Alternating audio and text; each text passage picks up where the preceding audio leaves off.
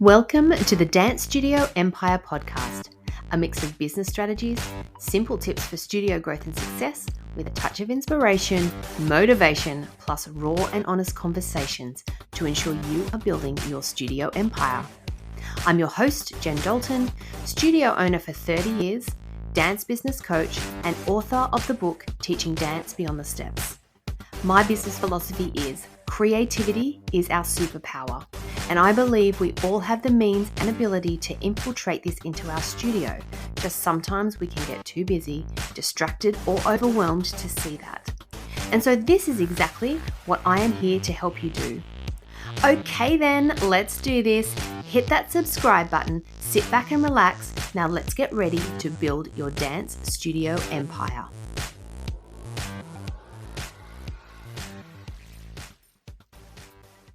Hey guys, it's Claire O'Shea here and welcome back to another episode of the Assemble Dance Studio Coaching Podcast.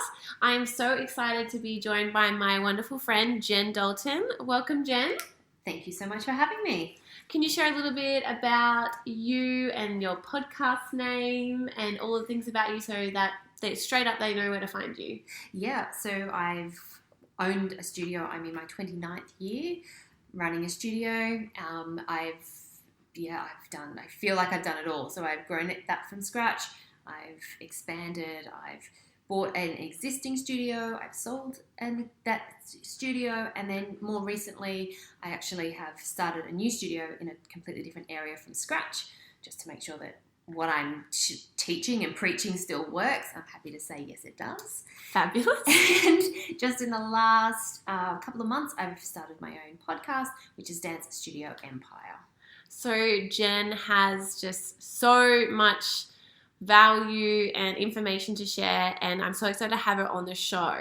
In today's episode, we're going to be talking a bit about how she managed to grow her studio from 0 to 1,200 students. So you heard from her little brief explanation that she's sort of done every area of studio ownership, but at the end of the day, it's all about, how she got to that point and best tips and methods to get to that. I am at a different stage in studio ownership. So I find I have still so much to learn from Jen. But let's jump into that. So basically, like Jen said, she has grown to 1,200 students. So I guess my first question for you is, how quickly did that happen? Was it something that, you noticed straight away? Did you have 1,200 students in a year? How did it happen for you? Okay, so my very first point with this is that it takes time. And unless it's an anomaly, I just don't think it can be done fast with the longevity that you want. And so you need to accept, if you want success and you want growth long term, it just does take time. And the benefit of that, and I know we live in such a society of rush and fast and instant gratification, but if you want longevity and this is a future, your career, then it just does take time, because you need to really set those foundations, be solid in those so you can grow on those without burning out, without falling off the wagon. And I think that's where, in a lot of cases, and it's just the world we live in, but things just happen so fast. I think expectations are a little bit warped. My very first thing is it just does take time. Yes, and Jen, she mentioned, she is 29 years into this, but when you first started, for those who don't know, Jen started as a teenager, and it was a much more organic, just sort of doing casual classes. You potentially didn't even have at the time the plan to do this for so long. So at what point and at what year were you you know what, I'm actually really going to give this my best go and I'm going to build something out of this? Yeah, look, it wasn't a conscious decision. It was just something that organically happened. Okay. And I was at school and just was asked to teach extra classes to a girl who I was assistant teaching in a class. Which I'm sure, to be honest, has happened to a lot of people listening. I know people who, their teachers have sort of shut down and there's been no one there, and then they've sort of taken over. But continue, sorry. Yeah, and so there was no initial thought, I'm going in to start a studio. It just sort of grew organically, and I loved it, and there was no expectation. There was no strategy or growth plan or social media to like try and make this thing thrive. It was just something that I loved doing, and I just made it work. I chose to not hang out and, you know, at the shops in the afternoon after school. I went and taught dancing in my parents' garage, and, you know, and slowly that just grew organically because, you know, she wanted to bring 2 friends, and then those 2 friends brought 12 friends, and by the time I finished high school, I had over 100 students, and so it was like, oh, okay, well, I guess this is what I'm going to do. And I don't think so. In the next couple of years, I continued my own study because I just felt like I needed something else. That's when I joined the police, and it was when I was and I always kept the studio because I always wanted to be a mum, and in my head, I'm like, it's going to be a lot easier to run my own business and be a mum. And so I joined the police just for more study, to be honest, and that's when I met my husband. And it probably was at the point where he became part of the business, and we ran then a stronger business angle. And he's just smart. So even before, you know, things were a thing, like SEO was a big thing, or websites, he just used common sense. A bit of intuition, probably. And built our first website, which is hilarious when I go back and have a look at it. And it was through common sense of, okay, well, it makes sense if people are searching for something that you'd be using common words. And so, which is SEO. And so it wasn't, so once he got in, it became, he sort of took on the business growth side. So, we thankfully complemented each other. Yeah, and I guess, though, for people who maybe don't have intelligent husbands, I didn't mean it like that, but like maybe who don't have a romantic partner or a business partner, is there anything that you could recommend if they feel like they're lacking in that strategy? Like, what's a step or something that they could do to help kind of fill that gap? There is so much online now, to the point where I sometimes think it's detrimental. I would probably suggest finding a community first, where you can chat with like-minded studio owners, if not small business owners. I think in the early stages, being around studio owners is a little bit better because your conversation's a little bit more directed. But I would start with community and then get a feel for different trainings or coaches, or but you do have to weigh up a cost versus return of investment, which is starting to get too businessy. So, you know, just go back to your community and just keep having those conversations, and you'll be surprised what you get from other people. And at the end of the day as well, like, I love to learn, like a lot of people love to learn, we go away, but there's a lot of stuff that, like, I know still I should be doing that I don't make the time to implement. So maybe even kind of getting real with yourself and being like, have I done, before getting a new coach, before joining that new group, before starting that new course, have I done everything on my to-do list or from the previous course? And if I implemented it, because sometimes people are just always trying to get the next thing. Because they think that that's going to be the next fix. And like, I've worked with people, I know people in just completely random industries. I've been guilty of doing this in the past. But I think at the end of the day, the difference that I see between successful and unsuccessful studio owners is those that put in the work. Obviously, there's a bit of luck involved. There's a bit of, you know, where you live, the type of people that are coming to your studio. You know, there is things that obviously come into play, like privilege, etc. But the main difference I see is those that have that follow through and that hard work ethic. The action takers. Yes. Yeah. And I think, and again, I have been guilty of this as well. It's like, I'll just do another training course and then that'll be the next. And it feels good. It does feel good. But really, you have to just do it. You have to do the stuff that you don't want to do, you know. Yeah. There's things that you just need to do.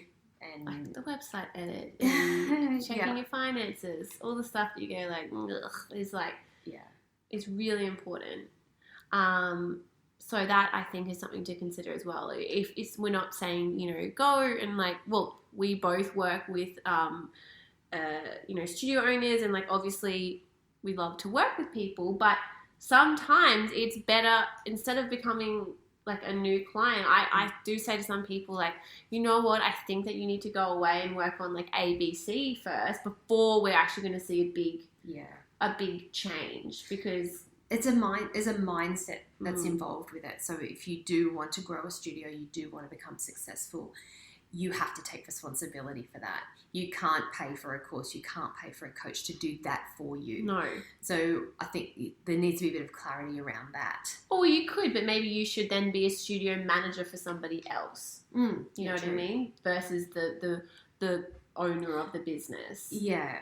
But unless you've got lots of money that you want to throw, which most of us don't, particularly if we're starting out or we're in a growth season, they're just, you need to just take the first step. All baby steps. Little tiny steps. Yeah.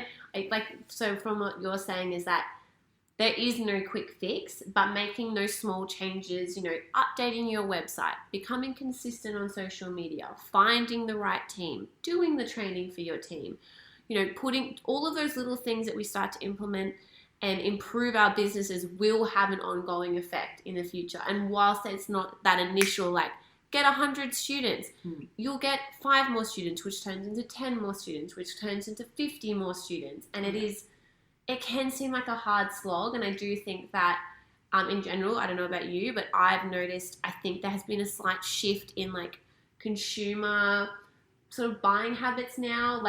I just don't think kids are as in it for the long haul as potentially they used to be. There's a lot more we're going to try gymnastics this term, and then swimming, and you just have to be mindful of the fact that that's not something that you can control. Yes. But then if they're just as fickle to leave, they're most likely probably going to come back. Well, that is right. And I mean, we're seeing it at the moment between studio owners all across the world. That's the complaints about the students they're not dedicated, they're not committing, parents aren't committing. It's just the reality of where the world is. Yeah. And so we can whinge and complain, but the reality is totally frustrating, but it is what it is. So now what can we do to make that situation better for ourselves? And it goes back to that point of it's going to happen over time, so slowly. So change is inevitable, but we now just have to, as I always say, creativity is our superpower. How can we now alleviate this or fix it or change or get rid of? Sometimes we need to just pare it back, let things go. Yeah. I think, and being in the community, having those conversations. If you are lucky enough to have a business bestie, I think talk to them. Yeah. But you can also find them. We were lucky to meet in real life, so we kind of knew that we had this connection. But like online dating, there's so many Facebook groups and stuff now that you could easily put a post out hey guys, I'm looking for, someone to collaborate with on a fortnightly basis. I'm looking for XYZ, and if you're interested, to shoot me an email. It doesn't have to be someone in your state, in your town. We're not close to each other physically, and again, our studios probably weren't really at all on the same trajectory at the time, and still very different.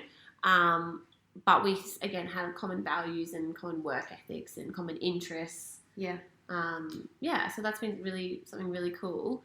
And again, I love talking to Jen about how she got to 1,200 students, because it is hella impressive, and people.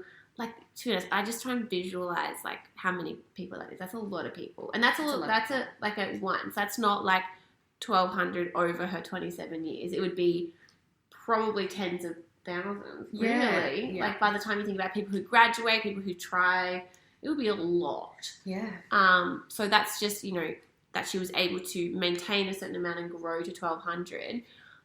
But again, she didn't do it in 1 or 2 years. You're talking about it from experience of owning your business for 29 years. That's right.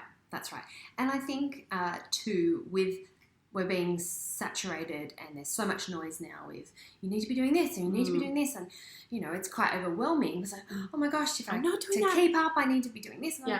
And I go back to, and I still to this day, and I still attribute it to my growth to 1,200 students, is understanding what it is your families need and then working out how you can give it to them. And that's an individual thing. It depends on where you are, like the type of studio you are, your studio values, your customers. Like it's not something, it's not a template you can just share around because you have to just get really engaged in your customers, your families. What is it they want? And then how can you give it to them? Obviously within reason of, not sacrificing your life. Or being illegal. That's right. But yeah, and that's when if you just start listening to what they want. And Jen doesn't mean like they want $3 classes. No. It's not. No, it's more like, are they needing like after school care? Like, and is that something that's not offered in your area but would be a really interesting thing to add? Yeah. Like for me, we knew we always wanted to have out that main studio location, but I could see in our area that the 2-parent working family was the norm, and so people were struggling to get into the studio. Sorry, some people were struggling to get into the studio. So we started our off-site classes at our school locations, and they have gone gangbusters.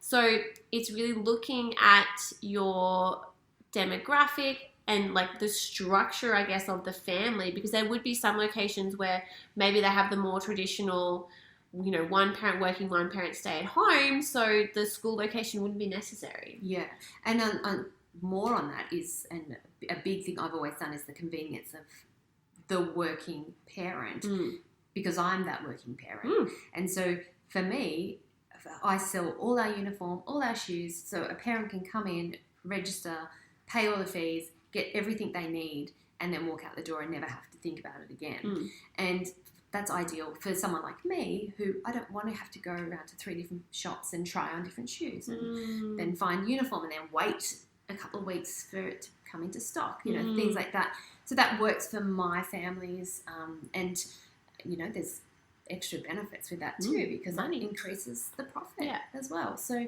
it's hard work at the beginning, setting it all up, but it is worth it. So yeah, definitely. And I guess like one thing to acknowledge is that you have a very successful studio and you continue to do so, but the tactics that you used at the start 29 years ago to get those students are wildly different to now.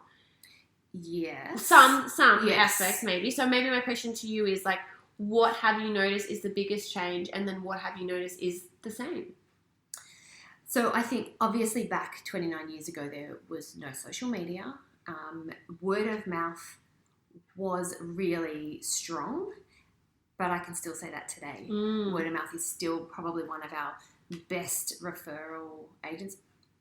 Now they do it on Facebook or on Instagram, but it's still, we heard about you at a party from our friends and things like that. So that is still something that's on. I mean, we used to pay for ads in a newspaper. So stunning. Yeah, I know. But isn't that the concept of that sounds so lovely that you like do your ad, put it in the newspaper, and then your marketing is done. That's right.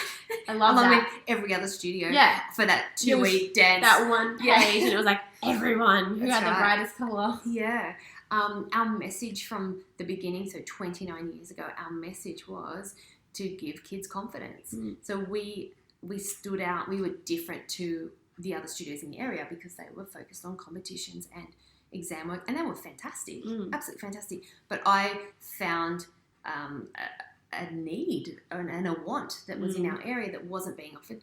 And I'm speaking like this was like a plan and strategic, and it wasn't.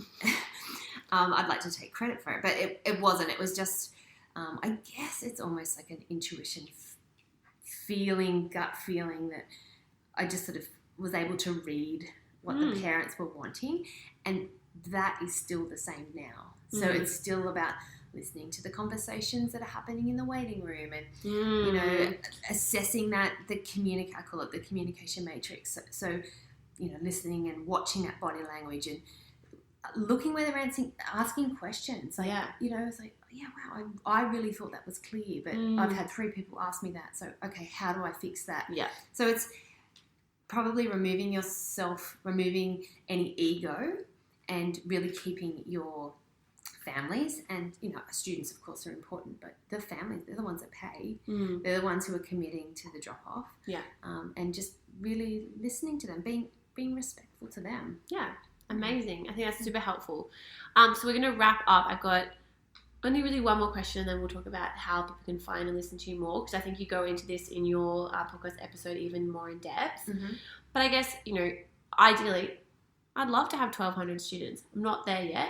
But if you were giving me advice on how to get maybe my next 50 or 100 students, what would be something, and it could be just going over something we've spoken about today, what would be the next step for me or anyone listening?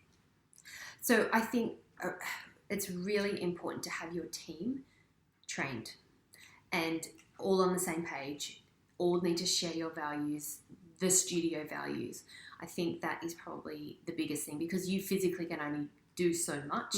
And we send out a promise to our families, like, if you join our studio, we are going to give you this, this, and this. You can say that as many times as you like, but if your staff aren't giving that to their child, they're not going to stay. We need to retain them. We need to make it desirable. That I'm just going to bring a friend. I'm going to, So I think training your teachers, having really clear values in your studio. So you are so clear with what it is you offer, who it is going to thrive in your studio, because then you will target the absolute best. And they're so happy that they just can't help but talk about you. And the ones who aren't quite sure, again, I'm the first to say, I don't think we're going to suit you, but there's a great studio down the road, give them a try. So the people that are coming in are happy, then it's a cycle. You know? They're receiving a great service, everyone's happy, they talk about it, then more people come.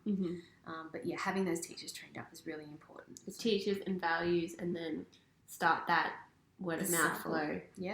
Very practical. Easy. So thank you again so much for joining us. Can you remind, if people listening are wanting to listen to your podcast or find you on socials, learn from you, where would they find you? So my podcast is Dance Studio Empire. I can be found on Instagram at Dance Teacher Central or Facebook at Dance Teacher Central.